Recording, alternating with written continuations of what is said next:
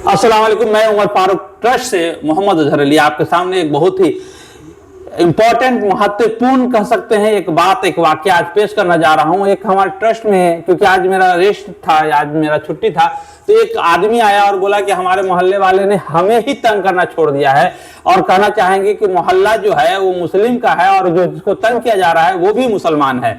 तो बहुत सोचने वाली बात है। तो तंग कौन कर रहा है भाई? तो उनके रिश्तेदार ही तंग कर रहे हैं, उनके परिवार वाले ही उनको तंग कर रहे हैं। भाई मसला तो बहुत गंभीर है, लेकिन आखिर ऐसा वाकया, ऐसा घटनाएं क्यों घट रही हैं कि जब आज हम बात कर रहे हैं ईरान और फिलिस्तीन और इजराइल की, जब हम बात कर रहे हैं कि ईरान जब हमला कर रहा है इजराइल पे तो बहुत अच्छा कर रहा है, क्योंकि इजराइल ने गाजा पे हमला किया था। गाजा एक मुस्लिम देश है। जब इतनी आपकी मोहब्बत है तो फिर एक छोटी छोटी सी बातों के लिए आपस में क्यों लड़ रहे हैं, आपस में क्यों मारपीट और गाली गलौज कर रहे हैं? तो वजह और कारण सिर्फ और सिर्फ यही था कि मुसलमानों ने, यानी हमने कुरान को छोड़ दिया, यानी कहीं ना कहीं पे कुछ ना कुछ ऐसा किया जिसका सजा अल्लाह तबारक व तआला ने हमें दिया है। बहरहाल वजह ये था, उनके यहाँ सिर्फ और सिर्फ एक ही वजह था कि जमीन की का मैटर था, मसला था। मैंने कहा अगर जलजला आ जाएगा, भूकंप आ जाएगा तो क्या आप यहाँ ही रहेंगे? बोला वो सब छोड़िए, आप अगर इस मैटर को सुलझा सकते हैं तो सुलझाइए, अदरवाइज आप जा सकते हैं। अब बताइए, इस छोटी छोटी सी बातों को, समस्याओं को समाधान करने के लिए आज दूसरे को बुलाया जा रहा है।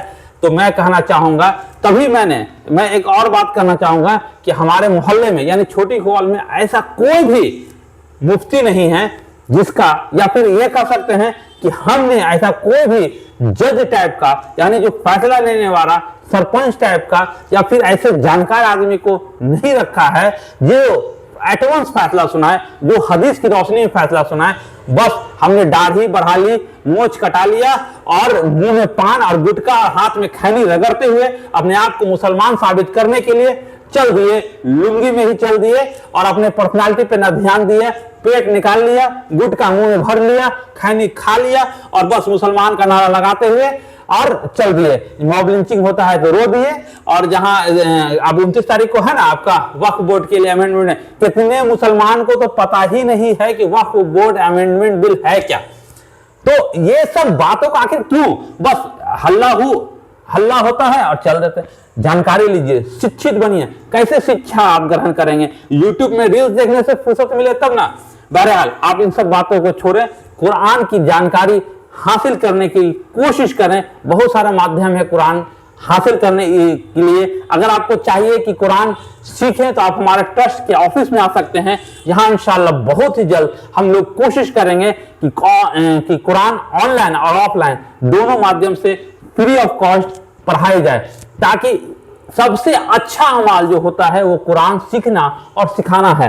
अगर कहा जाता है कि बिना नमाज पढ़े आप जन्नत में नहीं जा सकते हैं, लेकिन ये नहीं कहा गया कि कुरान, नमाज सीखना और सिखाना सबसे बेहतर है, क्योंकि अगर आप कुरान नहीं पढ़ेंगे तो नमाज भी आपकी सही नहीं होगी। इसलिए most important thing is we should learn Quran, we should learn Quran.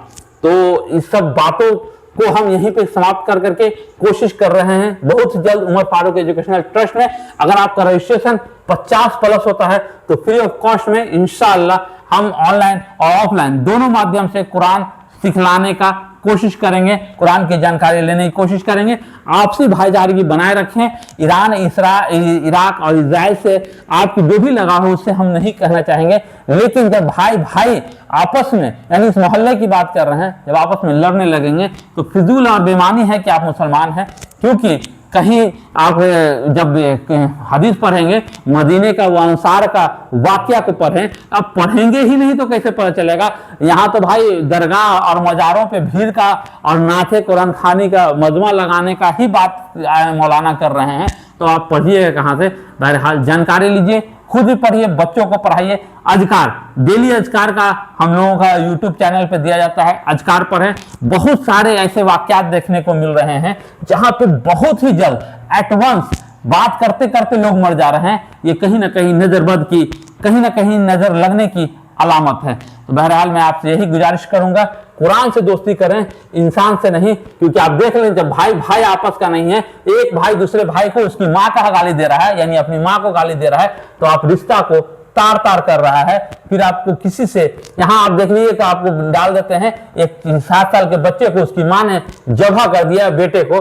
तो ऐसा बहुत सारे वाकयात हैं। आप अपने रिश्तेदारों को, दोस्तों को, असबाबों को, सबको छोड़ करके महज कुरान पे यकीन रखें और कुरान सीखें। इंशाअल्लाह आपको दुनिया में भी कामयाबी मिलेगी, आखिरत में भी। बहुत बहुत शुक्रिया। जल्द से जल्द रजिस्ट्रेशन करें, व्हाट्सएप नंबर पे कमेंट मैसेज करें 8809155806, इस पर संपर्क करें। इंशाअल्लाह जल्द से जल्द बैच शुरू की जाएगी। सलाम।